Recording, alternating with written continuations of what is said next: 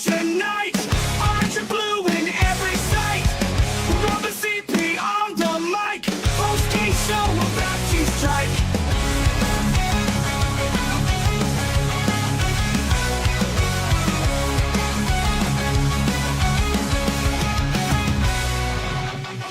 There's a roaring, feel the cheer. Queens of York, the atmosphere. And the crowd that never tame. Let's Postgame show brings the flame.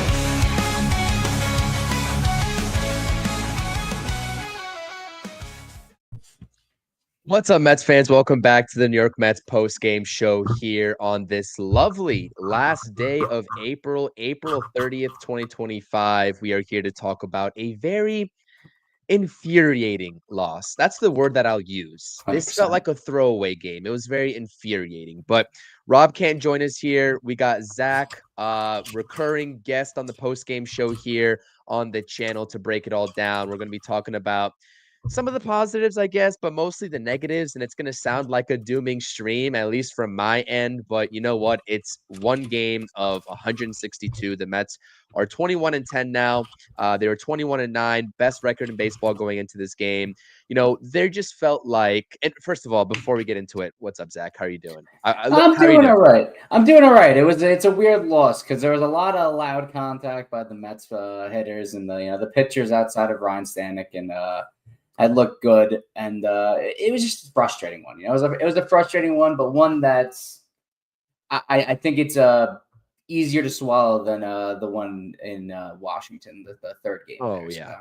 So Well, that's true. That's two really just frustrating losses in the span of like a couple of days now for the New York Mets. Again, usual housekeeping orders of business here. Hit the thumbs up, subscribe to the channel, all that fun stuff. If you're new to this channel, if you're new to the post-game streams, we talk about wins, we talk about losses, we talk about it all, and we keep it very objective because I think that this can be, and also drop those comments in the live chat. I'm getting ahead of myself. I really want to talk about this game because there's so many like points in this game where you can go and look at and be like, the Mets really could have squeaked by with a win here. I mean, this was a totally winnable game, let alone the fact that the Mets were leading in this game thanks to a solo home run early on off of Corbin Burns, off the bat of Mark Vientos. Mm-hmm. I think that this is a very easy game to learn from. And I'll tell you why it's very unique, because I think that not only the players can learn from this game, Carlos Mendoza can learn from this game. I'm not sure your thoughts and opinions. I'm a huge Carlos Mendoza supporter. Me too. I think he's the best manager the Mets have had in years. I think he's since a Bobby fantastic manager, 100%, right? Yeah. You know, I'm always behind the decisions that he always makes. And it's easy to go back in hindsight and say that some of the decisions today weren't great. But objectively, when those decisions were made, I had to question it a little bit. And I can say that there were at least 2 to 3 decisions on separate occasions that backfired for Carlos Mendoza. Let's take a look at the box score here. Just to start things off, right? Let's start on a positive note. What were the positives in this game? The positives were Huascar Brazoban, again used as an opener for the New York Mets for the second time this season, pitched absolutely awesome, right? The first time was when Justin Hagen was going to be the long reliever in that Minnesota Twins frigid environment in that series. Huascar Brazoban is able to go 2 innings this time, no earned runs, 26 pitches, and 3 putouts via the strikeout, paired with only 1 walk. And the other positive in this game is Brandon Waddell, a journeyman, right? This guy was a signing for the New York Mets, right? They got him this past offseason. David Stearns went out there and signed him. He's pitched the last 3 seasons. I believe they said in the broadcast in the KBO. He's pitched in Taiwan some, I think Gary said in the broadcast. He went out there and absolutely shoved. 4 1/3 innings pitched, 60 pitches total, was very efficient, no walks, 4 put-away pitches or 4 put-aways via the strikeout.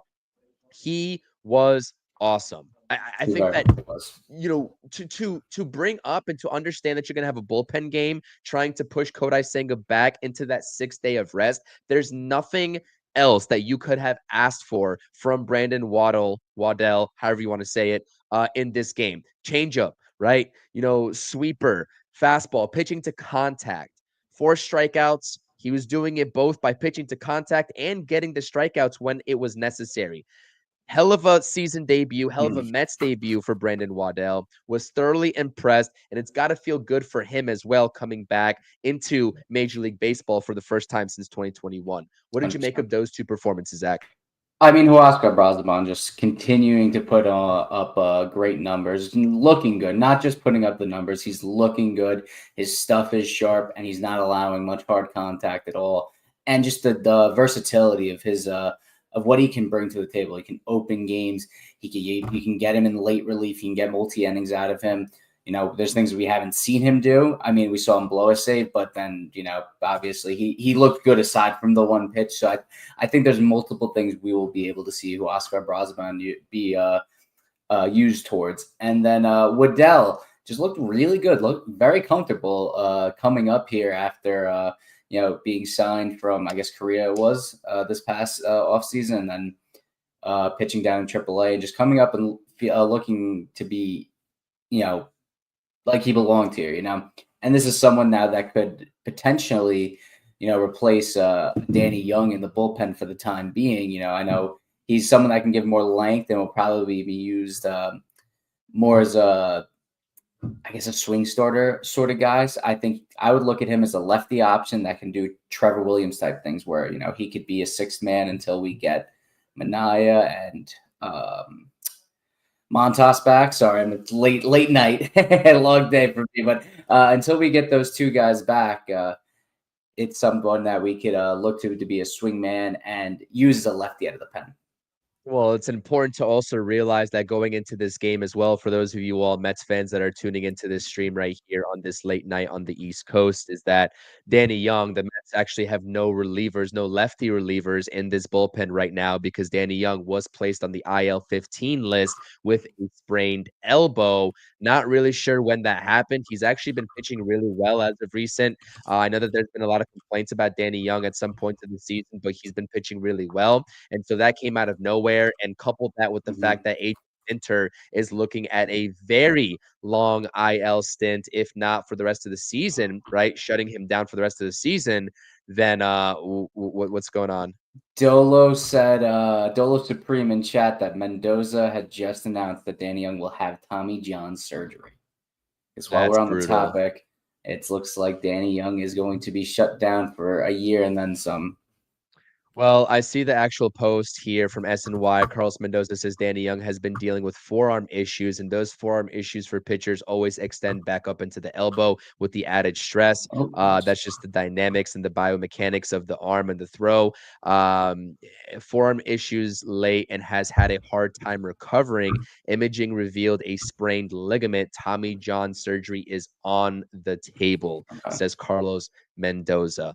That is brutal news. That with the AJ Minter, you're losing both of your lefties currently on the roster, potentially to season-ending injuries. It's just a very tough shake for the New York Mets. And as I mentioned a little bit ago on the channel, that makes the Brooks Raley re-signing that much more important. That much more important. So agreed. Brutal. But yeah, listen. Next man up at this point. 100%. I mean, this is the New York Mets. We're kind of used to this already. It's a part of the game, and it sucks that it's part of the game. But we've seen our fair shake of injuries in this Mets organization, and it's just next man up. Hopefully, Brooks Raley can come back stronger than ever and be a little bit of insurance for the two guys that are going to miss quite significant amount of time. But getting back into the game here. Not spend too much time on the topic of who's going to fill that left-handed role for us. I mean, we know Stearns is someone who is going to get creative, so it might not be a traditional lefty for lefty kind of guy. It might be someone that has reverse splits. I look at David Robertson, who over his career has always been someone that has been able to get at lefties at a higher clip. Last year, he actually pitched better against lefties.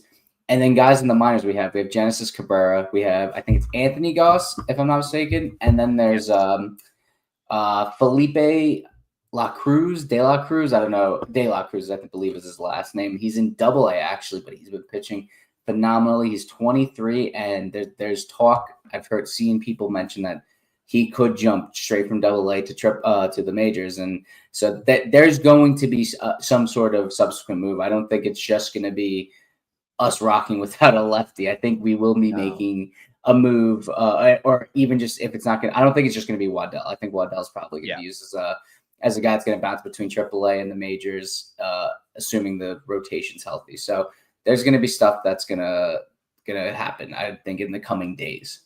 Listen, David Stearns is not asleep at the wheel here. He's gonna make this the proper roster moves. I think Genesis Cabrera is probably gonna be the first move you're gonna see. I think that was exactly why they signed him, to be that lefty depth, just sitting in AAA for an unfortunate circumstance like this. And I agree with you about David Robertson. You know, David Robertson is a very intriguing name. I'm very surprised that he doesn't have a job, you know, given the season that he had last season in the Texas Rangers uniform. So look for that to be an option, because it's a little bit, I'm not going to say it's desperation. There's moves that can happen for the New York Mets internally, right, with the names that you just mentioned, but that would be a good veteran to add into this bullpen to replace a veteran like AJ Minter as well. I know it's lefty versus righty, but you mentioned the reverse splits, and there it is. But listen, going back to the game, Huascar Brasaban, Brandon Waddell, just hats off to them. Hats off to them.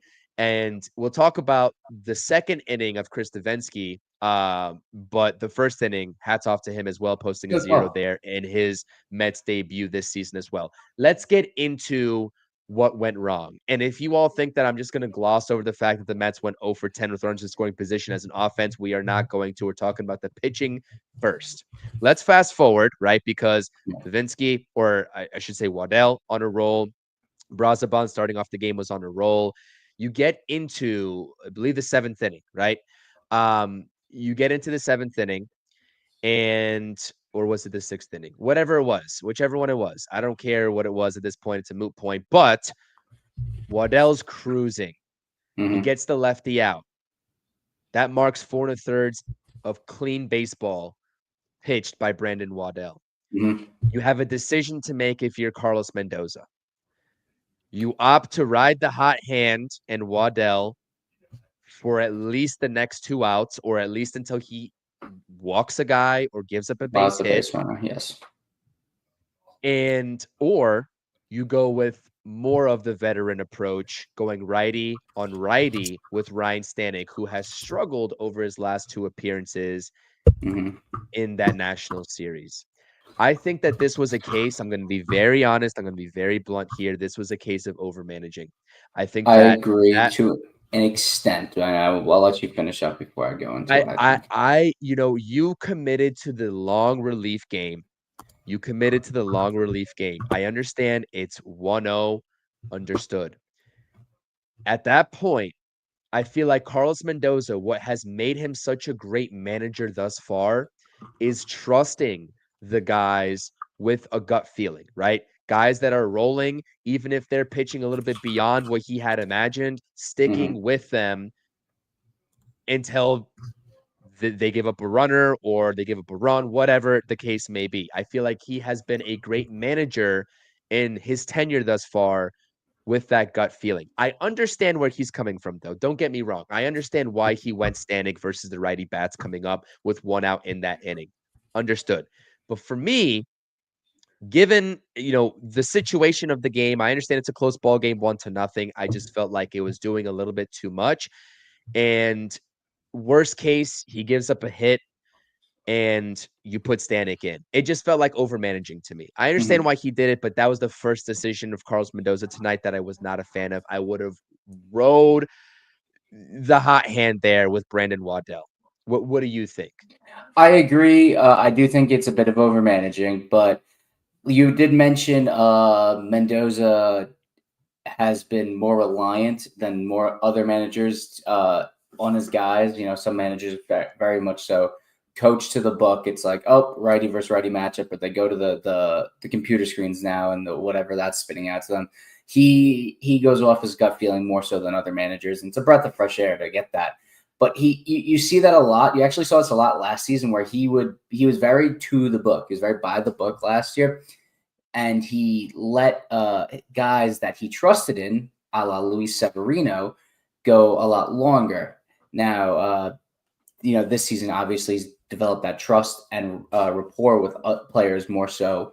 But this is Waddell's first start, his first start with him. I could see why he was a little bit jumpy to get him out of there and go to someone he's more comfortable with than Ryne Stanek. It's a tough situation. I think it's more so 2020 hindsight. And the thing is 8, 9 times out of 10, that move works. You want to know why? Because he allowed such weak contact. And it was like one of those things where you're going to be pissed and feel crappy about, but it's like Ryne Stanek didn't do a bad job. He was out there throwing strikes, and you didn't love the results, but he induced a lot of weak contact that just found a space in the outfield. And it sucks. People are gonna hate that you said that, Zach, but you're absolutely right. You look at the exit velocities of the results matter. I'm not gonna pretend that 100%. It's a results-driven sport. It's a results-driven sport. This is his 3rd time in a row that he's shat the bed. I'm sorry for lack of a term. Because the performance in that national series was brutal. It was abysmal. It's unexcusable. But again, you take a look at the 3 hits that he gave up with the exit velocities. None of them reached 90 miles per hour off the bat. It was just really well-placed balls. And as soon as Perdomo came up in that pinch hit situation, I heard Gary Cohn on the broadcast saying he's been much better of a righty hitter than he has a lefty hitter this season. And I was like, book it, Diamondbacks lead. And he just dumped a base hit right in front of McNeil. So that's the way baseball works, man. Baseball's a frustrating game. That infuriated me a lot. But what I will say, with me. No. But the thing is about Ryne Stanek, though, if you want to assess what's really going wrong with Ryne Stanek, again, like you said, he's pouring in strikes, and he did get 2 swing and misses from Perdomo before the base hit, I believe as a 1-2 count, if I'm not mistaken. But I just don't think he's getting the swing and miss for the strikeouts as we're accustomed to seeing from him, and especially in the first 5 appearances of the season for him.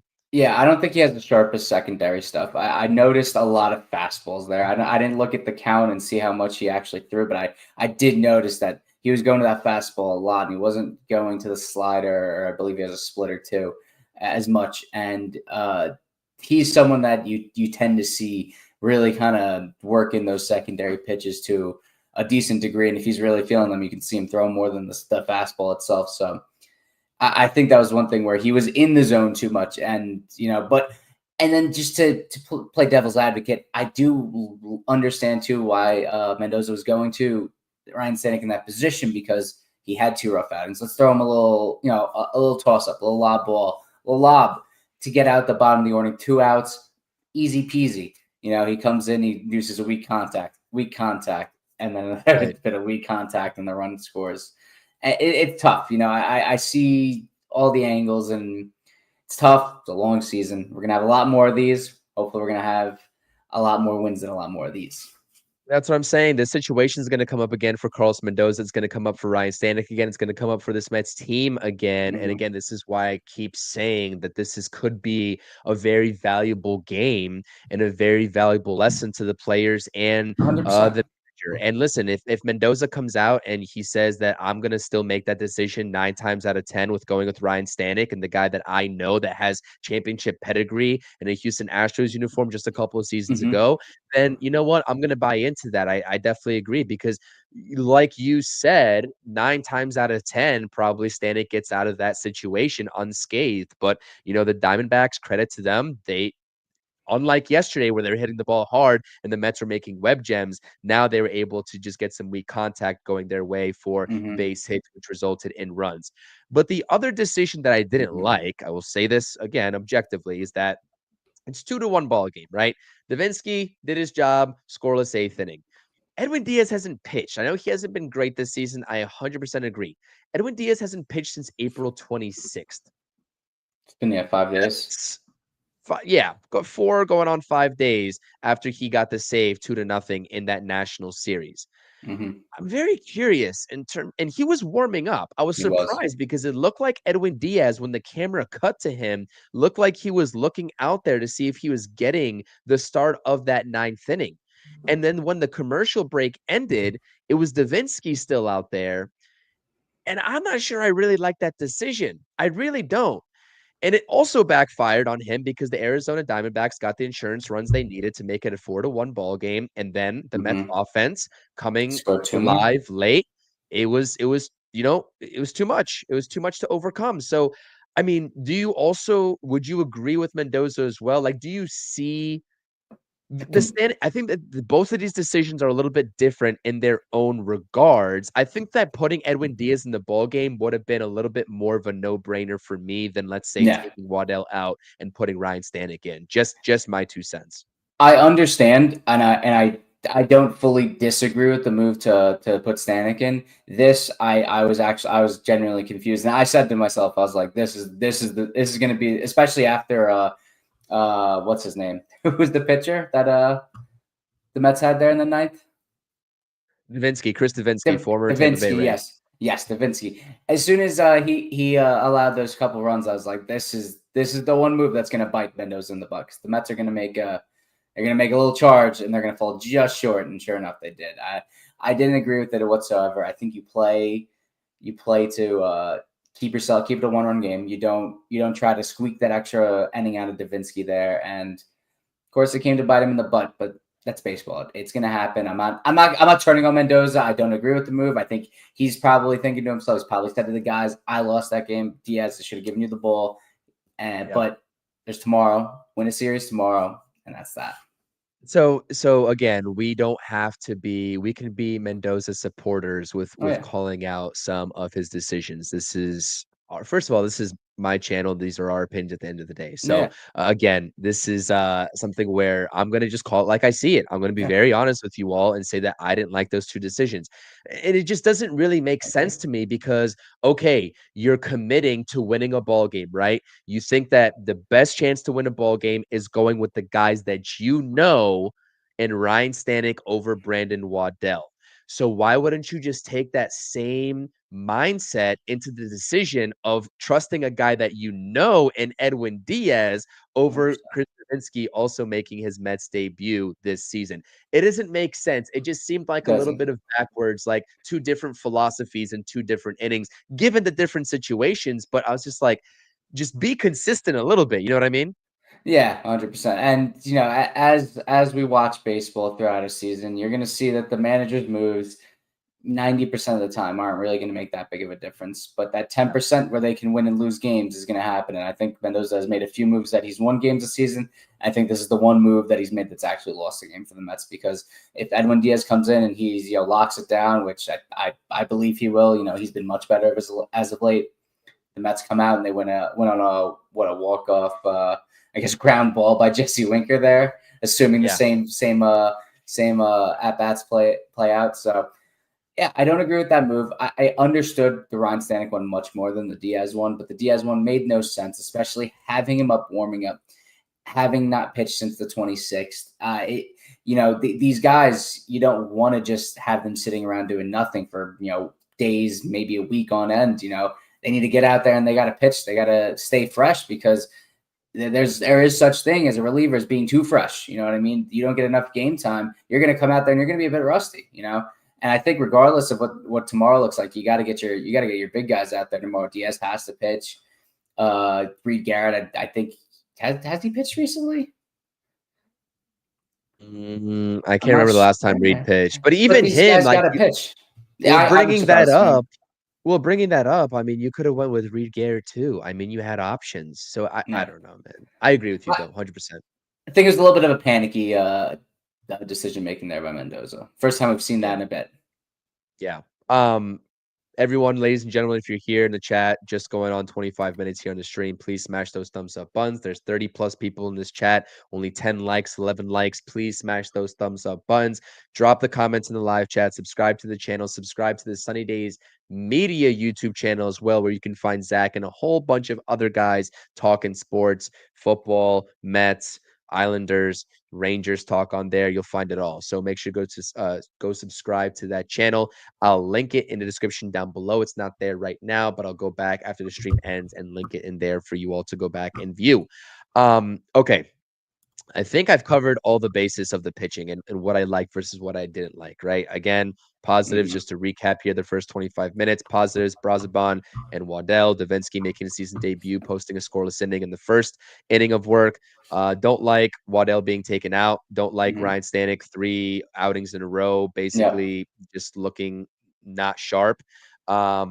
He looked sharper today than he did in the National Series, but again, results-driven league, results-driven game, didn't get the results, and don't like Davinsky staying in there for that 9th inning as well. I think that saving Edwin Diaz for a potential 10th was a mistake. At least go to Reed Garrett if you're going to do that, right? 100%.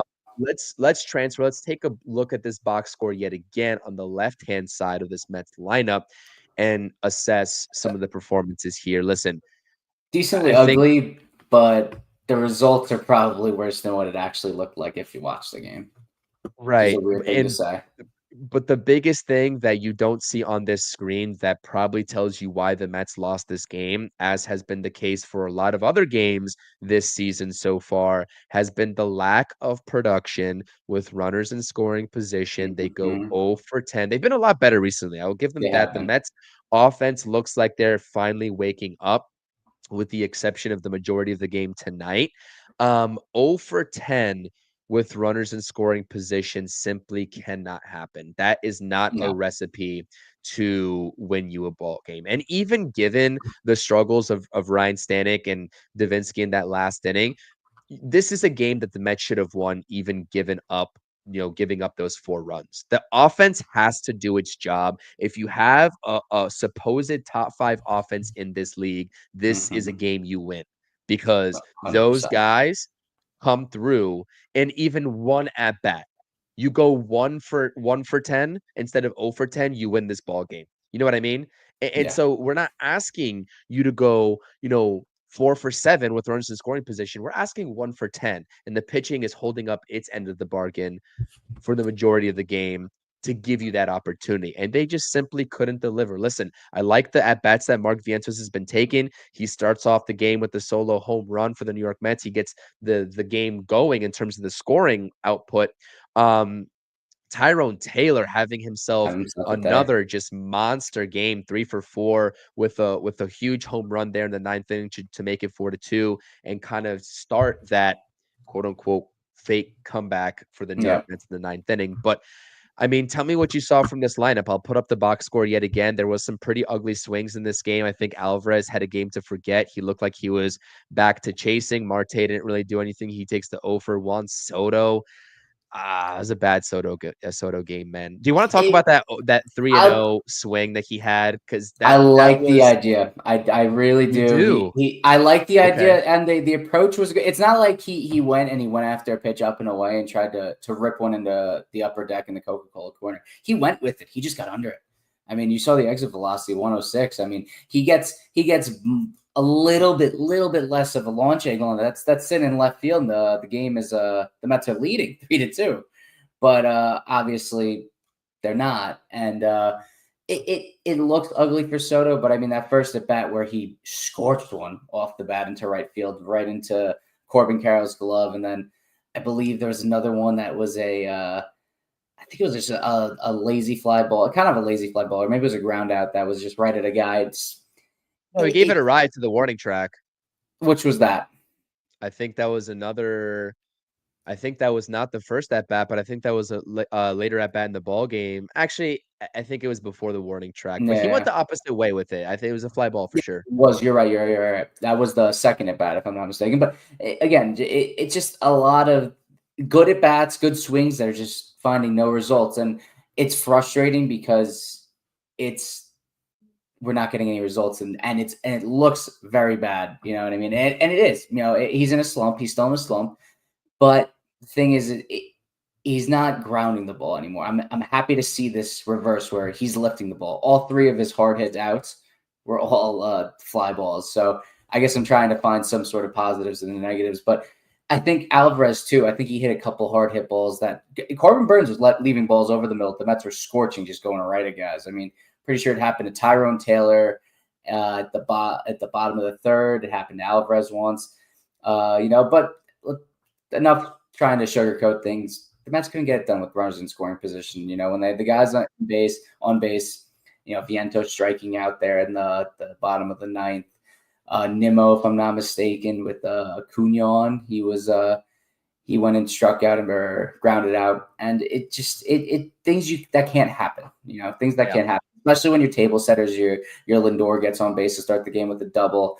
and you can't follow that up with anything. I mean, I think they ended up getting the bases loaded in that first inning. They didn't do anything. So just to Yeah. continually do that, it's going to continue to bite you in the butt, and it has for the Mets. So we need to start seeing some production, start seeing some results once we get those guys on base and into scoring position, and it will come sooner than later. But obviously, right now it's been a bit slow, especially when guys like Soto aren't getting it done. Because when Lindor gets in position and then Soto gets out, then it's like, okay, you can kind of work around Alonso, considering Vientos has been struggling, been turning it up lately, and then Marte in that 5-hole. I know he had a nice day yesterday, but once again, he's not the guy that's going to get things done there behind Vientos. We need Nimmo to be healthy and in that lineup, and hopefully can carry over his national series and into this homestand and the rest of this homestand.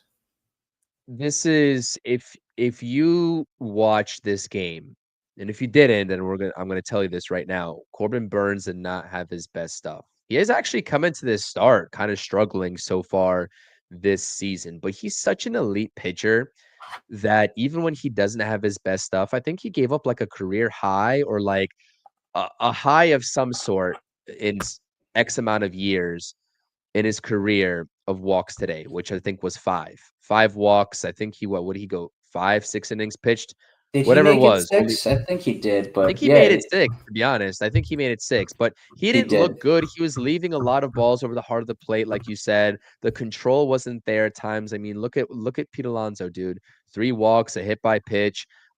He was on base 4 times. Soto with a walk there in that 9th inning. Lindor with a walk. Lindor is just, dude, this guy is phenomenal. What an April he's having right now. He goes 2 for 4, another multi-hit game, leading off the game It's been again. phenomenal. The best leadoff hitter to begin ball games in the entirety of Major League Baseball. He is a real table setter for the rest of the lineup. He goes 2 for 4 with a double to lead off the game and another walk. McNeil walks twice. Just a lot of walks, a lot of free passes for the New York Mets given to Alvarez them. did draw a walk too, I think, if I'm not Alvarez mistaken. I think draw a it was 0 walk for too, 4 with a yeah, walk. which is surprising because he was fishing at a lot of balls out of the zone He too. was. So listen, they got the traffic on the bases They and they did. could not deliver with runners in scoring position. It's not about whether these guys are getting mowed down. They're not. They're figuring out these pitchers, right? They're getting and generating the traffic, but when it takes, it's time to get that big hit. They just couldn't deliver today. It just eluded them, I will They say. did. Um, But you you've know, seen as of late, it hasn't been the lack of traffic on the bases. That in the past few games in a lot of the national series, they had a lot of traffic on the bases.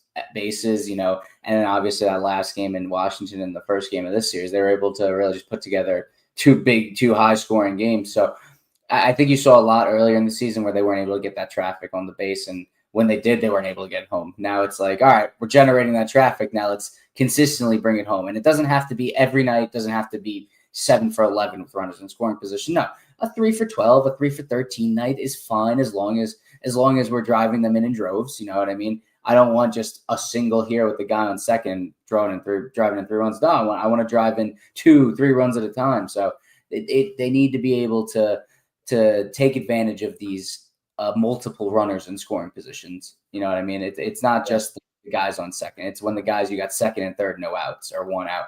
Got to get 1, if not 2 home. yeah, And I really mean that. crooked numbers in some innings, because that's the thing. Once you can put up these crooked numbers, you can get these pitchers. You can waver them a bit and then get them off balance and really start attacking them throughout the game and hopefully get into that bullpen early. That first inning, I go back and revisit what a wasted opportunity that was by the Mets, especially against Corbin Burnes. He's going to battle no matter if he has his best stuff on that given day. That was a very big missed opportunity. And I agree. Listen, Starling Marte, I know a lot of people are still like just super fans of Starling Marte. I understand the reason why he's still on this roster, but if you're going to consistently bat him 4, 5, 6, which is what the Mets have been doing so far this season when he's been starting and getting the starts, I just don't know why. I don't know why. I Yeah. mean, he's just not the hitter he once was. His biggest strength is getting on base via a single, right? Let him do that batting 7 or 8. I mean, Yeah. really. So, I mean, I'm just kind of nitpicking here. I understand that, but the moral of the story with this game is just a ton of wasted opportunities, a ton. Talk to me about this, Yeah. because I've said time and time again on my channel, in my videos, on my streams, that Alvarez is going to be a starting catcher, right? We know that. I think that it's for the greater good of the Mets organization to not, I guess, just regress his confidence, I guess, is the best way that I can put it. So I think that I'm expecting Mendoza to keep riding with Francisco Alvarez over As he Luis should. Torrens. I'm But I actually a gotta, bit surprised with how much he has. I thought it would be a right, little bit of a more closer even to a split. 50-50 split, but it has not. He's given Alvarez the lion's share since he's been back, and basically only given Alvarez days off. He hasn't let him play 3 days in a row yet. Actually, Given that's a lie. Today was his 3rd game in a row, but he hasn't let him go a day game after a night game, and yeah, he's given well, him 2 days off since he's been back.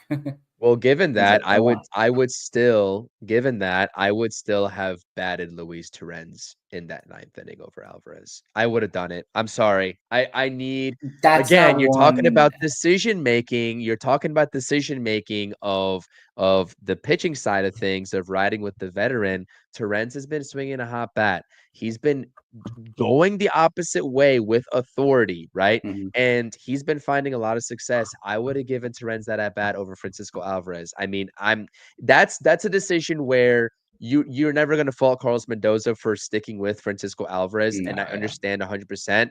If I was Mendoza, I would have batted Luis Torrens. I know that's the easy answer, especially given that it didn't work out with Francisco Alvarez. Mhm. But I look at, in particular, the way, and this is I think that there's a larger extent of this conversation, because the way that Lovello, the manager for the Diamondbacks, managed this game in Mhm. the last couple of innings was a work of art. It was a Yeah, work of art. Bendy. He realized Justin Martinez, who is usually electric with a fastball that can reach 100 miles per hour, he was having a lot of control issues. He pulled the plug on his outing very early on with traffic on the bases. He puts in a sinker ball side armor that gets a lot of swing and miss outside of the zone, as well as contact on the ground to induce ground balls, Mhm. which he did against Jesse Winker. And that type of pitcher is not good news for a guy like Mark Vientos, who we saw Or struck out, Francisco who Alvarez. expands the zone a lot. That's not good news for Francisco Alvarez, who does the same thing. And it worked out because it just so happens that both of those guys struck out, right? No, Alvarez didn't strike out. No, he didn't strike out. He grounded out to end the game. He But it grounded just so out happened that third. he came in, Ryan Thompson came in and got those two particular guys out without surrendering any further runs after that RBI ground out. I just don't think that it was the proper matchup for Alvarez or Vientos. You're not going to take Vientos out of the ball game, but when No. you have already used a lot of your bench in this ball game with Winker and Nimmo as pinch hitters, you got Luis Torrens. I would have went the veteran route, but I understand why I just understand the decisions. I keep saying this. I would have I would have went a I different think route. after a really nice Washington series that Alvarez had, and obviously he didn't have a great game yesterday, he had a pretty bad game, but after that good Washington series, you just kind of figure this guy's he's there. You know what I mean? His stuff is there. He's still going to be a good hitter, and he will be. I mean, he will be. I mean, it was a bad night for him, and it was weird. You saw with the early in the count, he was free swinging. He was pulling off on everything, trying to just rip everything to left field. But then you saw when he got those 2 strike counts, he was able to tone it down a hair and try to work up the middle. I'm not even going to say the other way. So he did draw the walk tonight. And I think Alvarez, his big thing is just trying to consistently work up the middle, and then start driving stuff the other way with 2 strikes, as opposed to really trying to pull everything, which has been his big problem. He's trying to rip everything up into the way upper deck, up into the 500. So it's still gonna be a learning curve. He's still 23, turning 24, or is 24 already. So, and he's just coming off injury, and he's probably anxious and wants to get in there and wanted to make an impact right away. So, Fastball I up, fastball up, Zach, for Francisco Alvarez. I think the same thing that Pete Alonso struggled with, something years yeah, ago, is something that he's going to have to figure out how to lay off those pitches. that, and then the slider away, because he at this moment in time, he doesn't have the approach to to make good enough contact with it to make it a play, a ball that's, decent enough contact to maybe find a hole, maybe find some grass, And the funny thing is with his swing, it's not super uppercutty that where, you think he's just going to be going after the low ball. He could make good contact with those high pitches, but you see him go his eyes, he sees red when he sees a high fastball and he wants to crush it. So he doesn't have the patience all the time. But when he gets in those stretches where he can be patient, he can lay off that stuff, especially up above the zone. It all starts to click for him. He'll go on an absolute tear because his bat is so lively. If anybody, if Vientos or Alvarez can learn a thing or two about the progression of Pete Alonso from last season to this season and look at the success that Pete Alonso is having this season compared to last season, given the patience. I mean, Gary said it.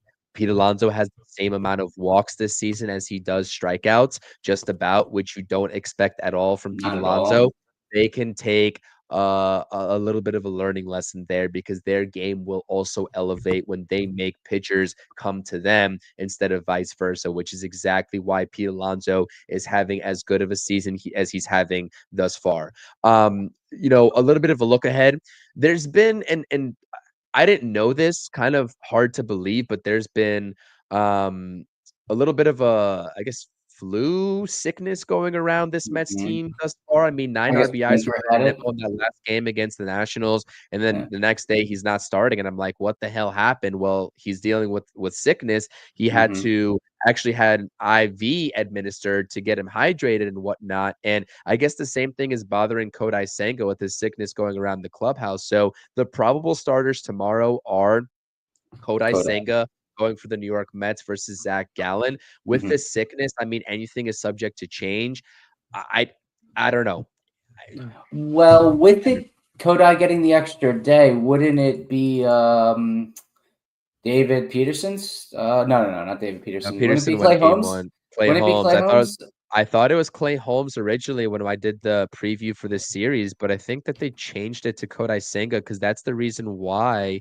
Let's see what ESPN has up. Not that they're always right, but let's see what they have. No, they up. definitely have do Senga. have Kodai. Yeah, but I think that was Senga. just to give him the extra day that they went away from him today, because today would have been his regular rest. So I guess Clay Holmes could technically go tomorrow if Kodai can't.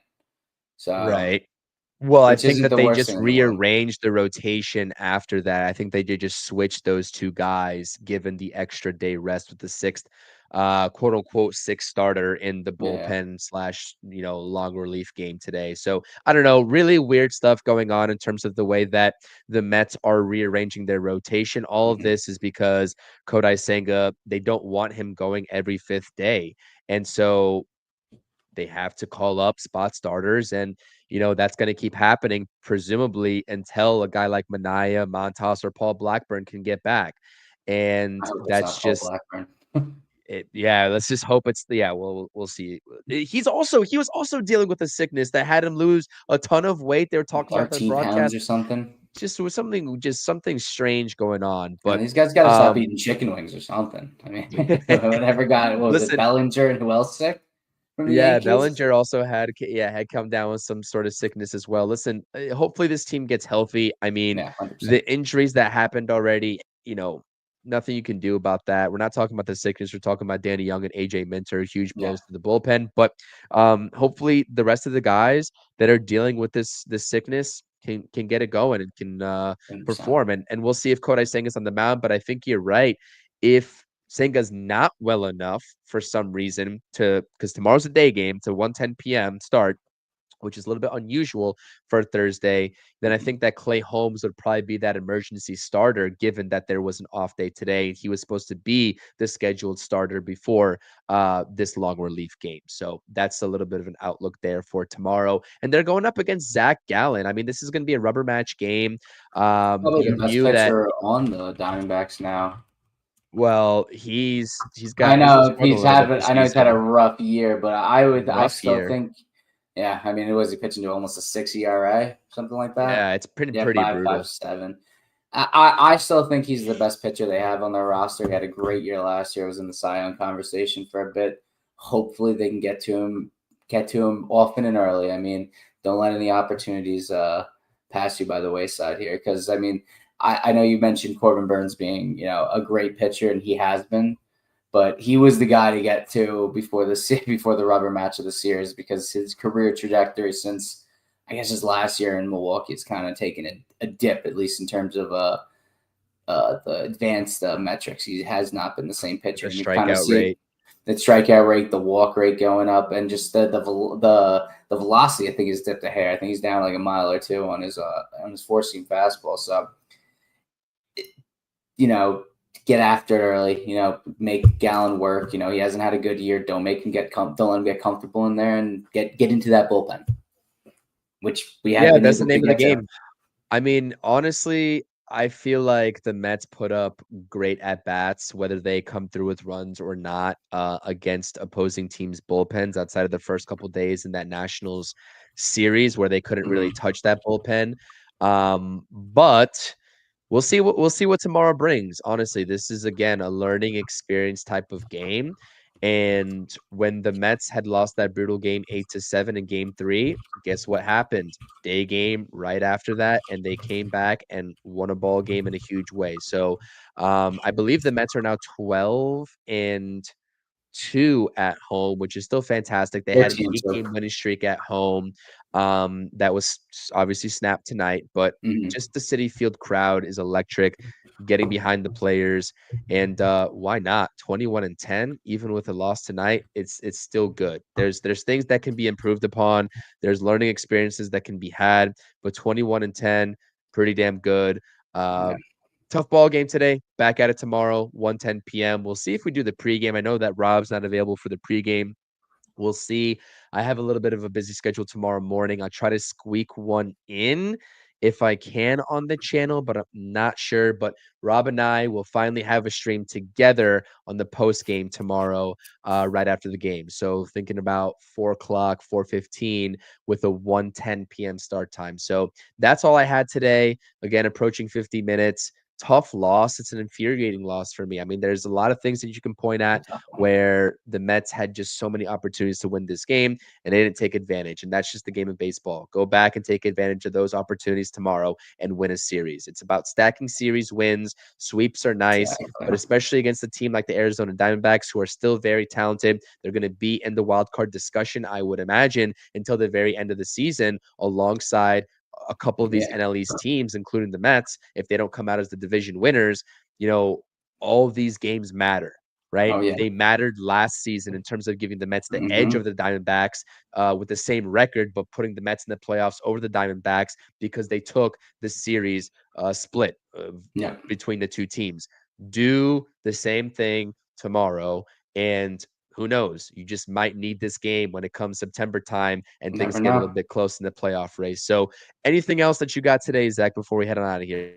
No, I mean, just it's a frustrating loss, but tomorrow's a new day. The guys are going to get it right. The bats have been warming up a bit, and I have faith in this team. It's a frustrating loss, but it's a 162 game season. There's going to be some bad losses like this. There's going to be some nail biting wins, and there's going to be some phenomenal wins like this past Sunday in Washington. So it's going to be one of those. It's going to be a season full of that. So just buckle up and enjoy the ride because this team's damn good. And that's exactly why I don't pay attention to stuff like this. I don't look at, I honestly don't look and have not looked at the NLE standings in at least like over a week, maybe going on 2 weeks, because I'm like, this is not even like we're going to be in May tomorrow, but it wasn't even May at that point. This is April we're talking about. The Mets are having a fantastic April, and I'm not going to bother just watching, scoreboard watching the Phillies and the Braves to see what they're doing. Take care of business yourself and things will work out. If the Mets keep winning ball games, trust me, they're going to be the division winners at the end of the day. And that's all that matters. I'll start probably NL East watching maybe come June July. time. That's really it. June. So Yeah, I think June is appropriate. But listen, 100%. that's going to do it for the post-game show. Definitely appreciate you all, Zach. Thank you for the time as well. Always a great fill-in for when Rob can't make the post-game stream. Rob is a very busy man. He's got work. He works the late nights, and he provides great Mets content in the daytime too. So we'll be with you all for the post-game tomorrow. Back with the dynamic duo, Zach. I'm sure we got to get a stream with all three of us. I think that'd be great. We're going to try to set that up. But Mets lose. Definitely. They dropped to 21-10 in the season. Diamondbacks improved to 16-14. Fantastic series, right, thus far. Honestly, in terms of entertainment value, things to, I guess, assess and work on and improve upon in terms of decision making and overall performance for the New York Mets. This is a game that's a very you can take learning experiences from. And I 100%. think that's the most important takeaway that I take away from this. So rubber match tomorrow, Senga versus Gallen. We'll see what that holds. See you all tomorrow. Peace, and let's go Mets. Let's go Mets.